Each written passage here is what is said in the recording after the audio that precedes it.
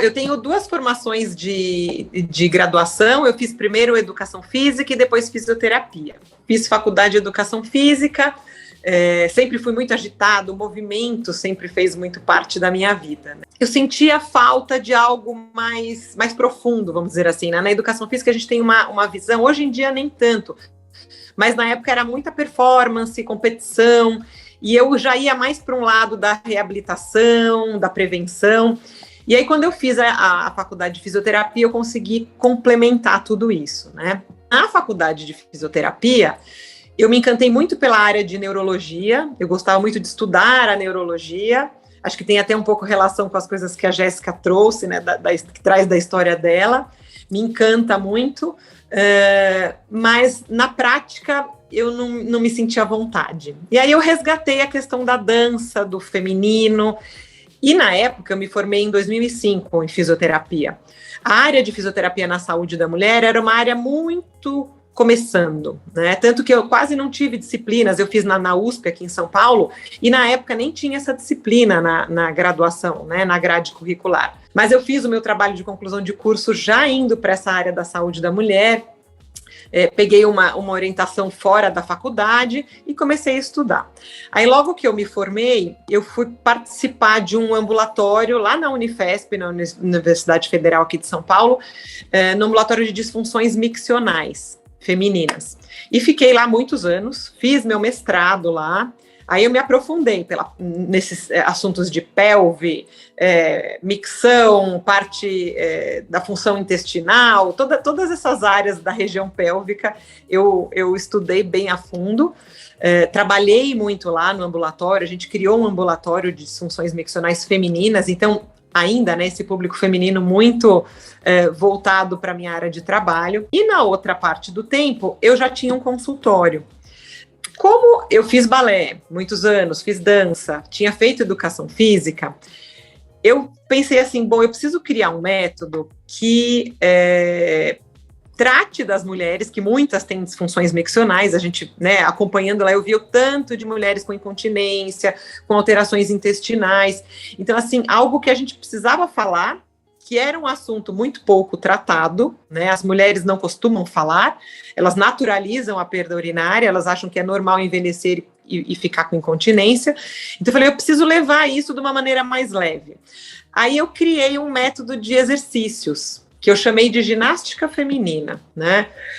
Por quê? Porque eu fazia exercício, era uma ginástica, era algo que podia ser considerado como prevenção e cuidados com a saúde, e o foco desse método era a região do assoalho pélvico. Então eu trabalhava a região pélvica, que dificilmente a gente ouvia falar, e eu trabalhava também o resto do corpo, então exercícios envolvendo força, flexibilidade, coordenação, mas sempre com esse trabalho do assoalho pélvico integrado. Nesse período eu entrei para dar aula na PUC, na área de ginecologia e obstetrícia, eu fiz o concurso e fui dar aula na faculdade de fisioterapia. E tô lá até hoje. A Eli estava falando que ela gosta da intergeracionalidade, e eu acho que o que eu mais gosto de dar aula na PUC é esse meu contato com os jovens frequentemente. É delicioso. E eu me dou muito bem com eles. Então é uma troca. Eu falo que acho que o que mais me preenche sendo professora é esse contato com os alunos, né? E aí, como eu já estava lá na PUC, eu resolvi fazer o doutorado lá também. E o doutorado, eu quis utilizar esse meu método de trabalho, a ginástica feminina. Só que de um outro ponto de vista. Eu fiz o meu doutorado no departamento de psicologia. Porque o que eu percebia no meu consultório? Eu via que as mulheres que trabalhavam o assoalho pélvico comigo, que faziam a ginástica ou que faziam uma reabilitação, além de melhorar os músculos, as funções delas, elas mudavam o comportamento.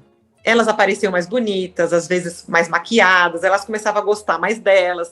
Então eu falava, gente, esse trabalho, ele vai além do físico, ele trabalha também autoestima, o comportamento. Então o meu doutorado, eu apliquei este método de ginástica feminina em 3 grupos de mulheres na fase de envelhecimento, que já tinham passado da menopausa, e aí eu avaliei as transformações comportamentais que este método trazia para essas mulheres que participavam desses encontros. E aí que eu me apaixonei mais ainda por este trabalho da mulher no processo de envelhecimento. Então, hoje, toda a minha prática é muito voltada para isso. As minhas pesquisas que eu faço com os alunos lá na universidade são voltadas para isso. Eu tenho um podcast, eu tenho um método de exercício da ginástica feminina que eu faço online, que eu criei na época da pandemia. Mas todo o meu trabalho muito voltado para isso. Eu atendo homens também, crianças, mas o meu carro-chefe é a mulherada em processo de envelhecimento. Depois que você encara isso e que você começa a fazer um trabalho desse, é realmente enriquecedor. Você se descobre, a sua autoestima melhora, isso tudo acontece, mas o que é o antes de chegar a isso? Queria que você trouxesse um pouquinho antes, como é essa entrada para esse teu trabalho, que é um trabalho que eu acho que é muito importante para a gente trabalhar, porque é isso que você falou, você trabalha com a autoestima da mulher, né? Você ajuda no físico, mas o físico só tem a agradecer quando o interno se põe para fora, né? Por falarmos pouco, por ser um assunto pouco debatido, muitas vezes as mulheres, quando elas vêm para o meu consultório, quando elas me procuram, elas já têm uma queixa mais avançada, né?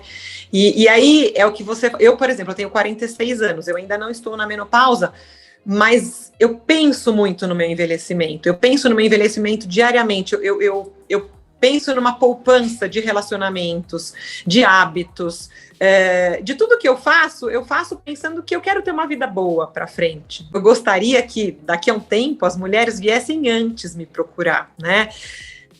Quando que é o ideal? Então, muitas vezes eu atendo, por exemplo, mulheres que estão grávidas, e elas vêm fazer uma preparação corporal, e eu acho muito incrível quando, para essas mulheres, eu posso falar para elas assim, olha, não esquece que você está se preparando agora e que o teu corpo ele vai mudar ao longo do tempo, que você precisa cuidar deste corpo ao longo do tempo, não porque você quer reverter um processo, porque a gente vai envelhecer não precisa ser ruim, né?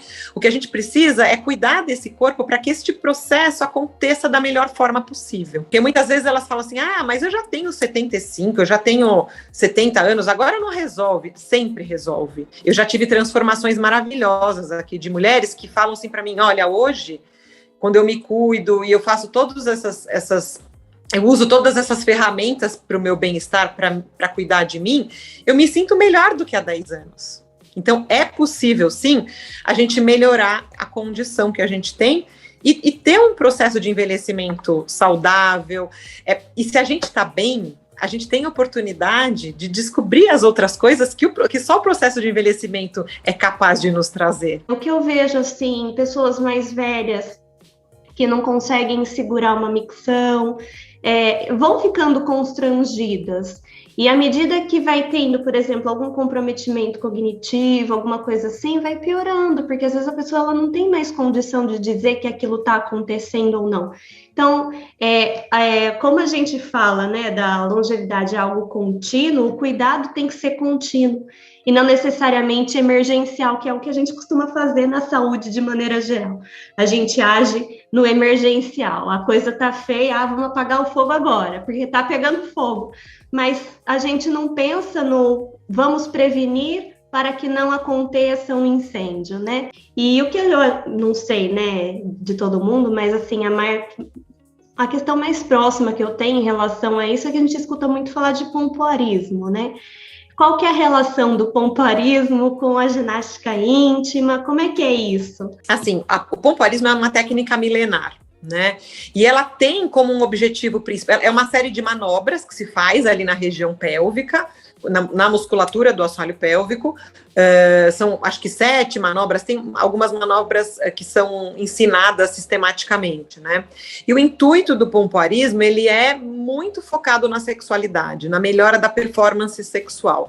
E dependendo do país, lá na Tailândia, por exemplo, as meninas são ensinadas desde novinhas a fazer os exercícios, né? Com esta finalidade. Quando a gente fala da ginástica íntima, ou no meu caso a ginástica feminina, né, que é esse método que eu trabalho, ou quando eu faço uma reabilitação aqui no meu consultório, eu vou usar esses mesmos músculos, mas o trabalho que eu faço, ele, além da sexualidade, que ele vai melhorar muito, porque a gente trabalha, né, todo aquele grupo muscular, a gente tem um enfoque muito grande na questão urinária.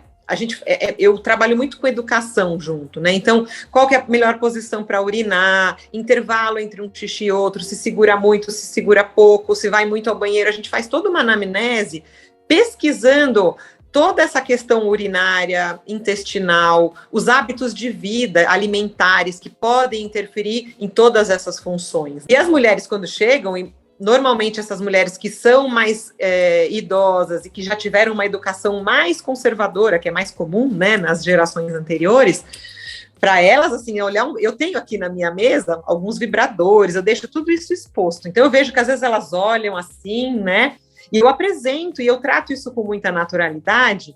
E aí eu brinco, né? No meu doutorado, eu levava isso na quarta aula, o quarto encontro que eu tinha, que elas já estavam mais íntimas comigo, eu levava todos esses apetrechos e apresentava. E quando eu mostrava os vibradores, tinha umas que nem encostavam, né? Porque eu passava na roda para elas olharem. Falava, gente, isso é terapêutico, tá? Ah, é terapêutico? Então daqui que eu vou olhar, né? Então, assim, parecia que eu tinha dado um aval para elas utilizarem aquilo. E olha que coisa, né? Algo que faz bem para o corpo, que tem um benefício. Existe muito preconceito, inclusive em se autotocar, em utilizar algum tipo de equipamento e apetrecho que mexa ali com a região íntima, porque a gente foi ensinado que não pode encostar, que é feio, principalmente as mulheres, né? Nos homens ainda não. O menino tá na adolescência, ele se masturbar é normal, ele tá lá no banheiro. Agora uma menina não, né? Então, todas essas questões a gente tem que trazer com naturalidade, de maneira respeitosa, porque cada um vai ter ali, né, uma educação, uma formação, mas mostrando que cuidar do corpo, assim como eu cuido do meu braço, da minha perna, da minha pele, eu posso cuidar da minha região íntima. Eu queria que você contasse um pouquinho como se desenvolve esse método, tá? Ele é o quê? Você faz sessões, como é que você conduz isso? A gente tem duas formas que isso pode acontecer. Então, vamos dizer que você resolve fazer a ginástica. A ginástica, eu faço, a Jéssica trabalha com grupos também, né? Então, eu gosto muito dos grupos. O meu doutorado eu fiz com grupos. Então, eu não vou ter uma avaliação íntima, eu não vou avaliar essa mulher com toque, como eu faço aqui no meu consultório. Então, o contexto, por exemplo, de uma mulher que vem com uma incontinência urinária, eu vou fazer um exame ginecológico. Ela vem, eu vou ter que tocar para ver se essa musculatura está fraca, está com coordenação, se tem algum ponto doloroso, e aí eu vou montar um tratamento específico para esta mulher, com exercícios, com alterações de comportamento, às vezes líquido, que ingere, horário.